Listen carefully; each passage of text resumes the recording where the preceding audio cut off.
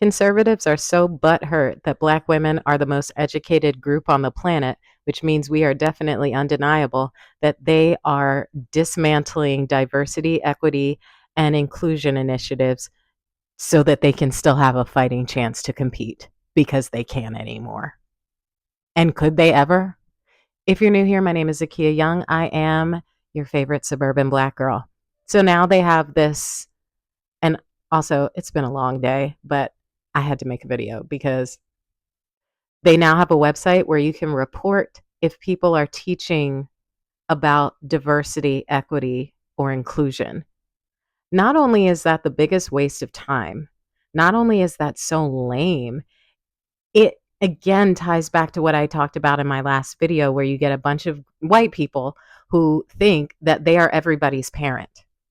You see, they are affecting everybody else's child's education by doing this.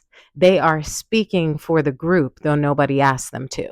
They are projecting and forcing us to accept the way they raise their kids. They're forcing us to miss out on stuff that will really enrich our children's education as well as theirs, because you need to know how to get along with other people who don't look or think like you, and they want things to run the way they see fit.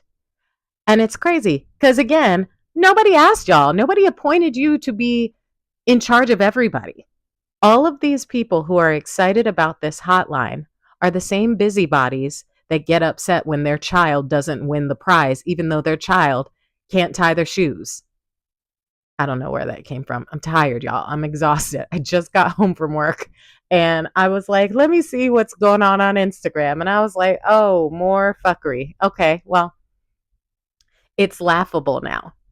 And instead of getting mad about it, I'm just laughing because when I have conversations with conservatives, I'm going to ask them, like, so are y'all that upset that you had competition? Are y'all that upset that the most qualified people were getting the jobs? So you had to get rid of all of the diversity, equity, and inclusion initiatives? Like, I'm flat out going to say to your face, if you start spouting off about affirmative action or DEI, I'm going to say, you're still upset that you didn't measure up? Maybe you should have worked harder. Maybe you should have worked harder, because Black women, especially, have been leaping over every hurdle that has been put in front of us.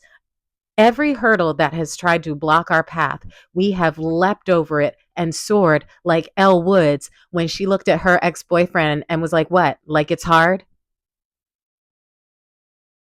Y'all tried to say we weren't smart. Y'all tried to say back in the day that we couldn't handle these tough concepts, that we weren't smart enough to read, that we weren't intelligent, that we were barbaric. And that was just y'all talking about yourselves. What's more barbaric than owning humans? What's more barbaric than raping the women that you are enslaving? What's more barbaric than lynching human beings? What's more barbaric than lynching those human beings and bringing your kids to watch it? If we're lacking intelligence, why have you profited off of all of our inventions that happened during slavery? Because I guarantee it was an old Massa coming up with these ideas. Okay, Massa may have gotten the credit, but you know that he was not doing the work at all. And that's what they want to go back to. They want to go back to having all the power so that we can't even make money. And that's not just a race thing. They realized that too many of us were making money on TikTok, Instagram, YouTube. So they were like, we have to get in the middle of this and mess things up, because these people aren't desperate anymore. They're not desperate enough to work in our shitty conditions. And we, being billionaires, we don't want to spend any money, even though we have a ton of money that we could pay our workers a livable wage plus benefits, but we don't want to do that anymore. But we're the ones that aren't intelligent. But we're the ones that are barbarians. Hmm. Interesting. If you would do the work, you would maybe be able to measure up with our intellect. But y'all have been so butthurt since President Barack Obama showed that, yes, a black man can be president and do a lot of amazing things. And he can show that he's a great father and a great husband. And y'all just lost your shit. And ever since then, y'all have been trying to get the power back.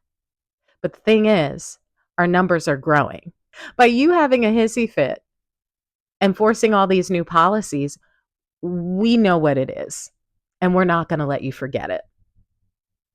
We're not. It's like the guy that sleeps with the girl and he's terrible in bed. So when she doesn't achieve the goal that they set out to achieve, he goes around and tells everybody that she's a slut because he couldn't finish. And because he couldn't finish, she didn't finish. It's really embarrassing. Like, white people, your cousins are like really making y'all look bad. Speaking of which, though, if seeing Dr. Teresa Borenpol get dragged out of a meeting in Idaho, if that is what got you in this fight, if that is what really radicalized you, then you are part of the problem. Because apparently videos of black women and brown women being treated that way, but specifically black women, we've been treated that way too. You've seen the videos.